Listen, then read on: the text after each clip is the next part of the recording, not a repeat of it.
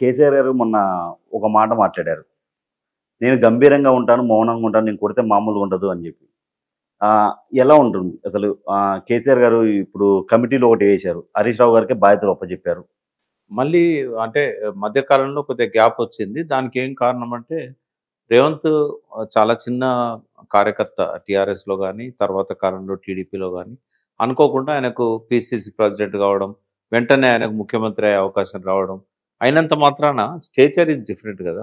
ఇప్పుడు ఎప్పటికీ ఈ తెలంగాణకు ఒక టవరింగ్ పర్సనాలిటీ కేసీఆర్ గారు. అంటే తెలంగాణ మీద అవగాహన గాని, ఆయనకు గ్రిప్ ఏదైతే ఉందో అది రేవంత్‌కి రాలేదు. రాదు కూడా ఇప్పట్లో. ఓకే. ఆయన ముఖ్యమంత్రి ఉన్నా కూడా ఆ తెలంగాణ మీద సంపూర్ణమైన అవగాహన రావాలంటే చాలా కష్టపడాలి, చాలా టైం పడుతుంది. ఒక మంచి లక్షణం ఏంటంటే తొందరగా గ్రాస్ప్ చేయగలుగుతాడు ఆయన. ఓకే. కేసీఆర్ రంగంలోకి దిగిన తర్వాత ఇంకా మీడియా కానీ, న్యూస్ కానీ, పబ్లిక్ కానీ అంతా కేసీఆర్‌ను ఫాలో అవుతారు. ఇప్పటిదాకా ఆయన సైలెంట్‌గా ఉన్నాడు కాబట్టి రేవంత్ రెడ్డిది నడిచింది. అసెంబ్లీకి వచ్చినా కూడా ఆయన ముందట ఈయన తట్టుకోలేడు రేవంత్.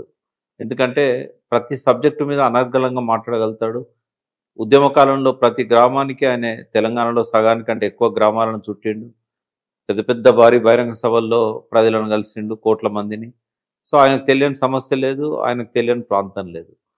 ఆయనకున్నంత పట్టు రేవంత్ రెడ్డికి లేదు కాబట్టి అసెంబ్లీలో ఆయనతో తట్టుకోలేడు రేవంత్. అదే ఉద్దేశంతోనే ఆయన ఎంత వీలైతే అంత రాకుండా చేయాలనే ఉద్దేశంతోనే అపర్ష పదాలు, బూతులు, రోత మాటలు ఇవన్నీ మాట్లాడింది ఏంటంటే ఇన్సల్ట్ చేయడం. ఒక అపోజిషన్ లీడర్ను క్యాబినెట్ స్థాయి ఇచ్చినప్పుడు ఆ స్థాయిలోనే గౌరవం ఇవ్వాలి. ఓకే. బట్ కావాలని చెప్పి ఏంటంటే నేను ఇట్లా తిడితే ఆయన అసెంబ్లీకి రావడం నాది నడుస్తుంది. కానీ ఎంతకాలం రాకుండా ఉంటాడు? ఆయన స్ట్రాటజీగా ఒక 14 నెలలు కొత్తగా వచ్చిన ప్రభుత్వానికి సమయం ఇవ్వాలి. అవును. ఇప్పుడే ఎంబడబడ్డాడు అని చెప్పి నెగిటివ్ అవుతుంది అనే దాంతోనే ఆగాడు. బట్ తర్వాత ఇప్పుడు సభల తర్వాత ఏప్రిల్ 27 ఆవిర్భావ దినం సిల్వర్ జూబ్లీ కొద్దిగా గ్రాండ్గా చేయాలనే ఉద్దేశంతో కమిటీలు వేసుకుంటున్నారు. బట్ పార్టీకి ఏంటంటే చాలా కాలం నుంచి కమిటీలు లేవు. ఓకే. మళ్ళీ పునరుజ్జీవింపజేయాలనుకున్నప్పుడు, రీబిల్డ్ చేయాలనుకున్నప్పుడు కమిటీస్ అవసరం. డిస్టర్బ్ అయింది కదా ఈ అధికారం పోగొట్టుకోవడం వల్ల. సో మళ్ళీ కొత్త రక్తాన్ని పార్టీలోకి ఎక్కించాల్సిన అవసరం ఉంది. ఎందుకంటే 25 ఇయర్స్ అయిన తర్వాత కొత్త కొత్త లీడర్షిప్ అనేది ఎవాల్వ్ అయింది. కాబట్టి ఇప్పుడు అపోజిషన్లో ఉన్నారు కాబట్టి మూవ్మెంట్స్ నడపాలి, ఉద్యమ స్ఫూర్తి ఉన్న వాళ్ళు కావాలి మళ్ళీ. కాబట్టి బహుశా ఈ కమిటీస్ అన్నీ కూడా కొద్దిగా డిఫరెంట్గా ఉండొచ్చు అని. హరీష్ రావు గారికే బాధ్యతలు అప్పజెప్పారు. హరీష్ రావు గారికి ఏంటంటే రూరల్ తెలంగాణ మీద బాగా పట్టుంది. కేటీఆర్ కూడా ఉంది కానీ ఆయన మొదటి నుంచి ఉన్న వ్యక్తి.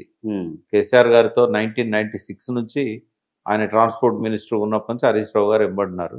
ఓకే. తెలంగాణ ఉద్యమంలో మొదటి నుంచి ఉన్న వ్యక్తి. మాతో పాటు 2000 నుంచి కూడా ఆయన ఉన్నాడు. కాబట్టి ఆయనకి ఎవరైంది అనేది తెలుసు. సో హరీష్ రావు గారు కమిటీలు ఈ ఏప్రిల్ 27 సభల నాటికి పూర్తి చేస్తారు.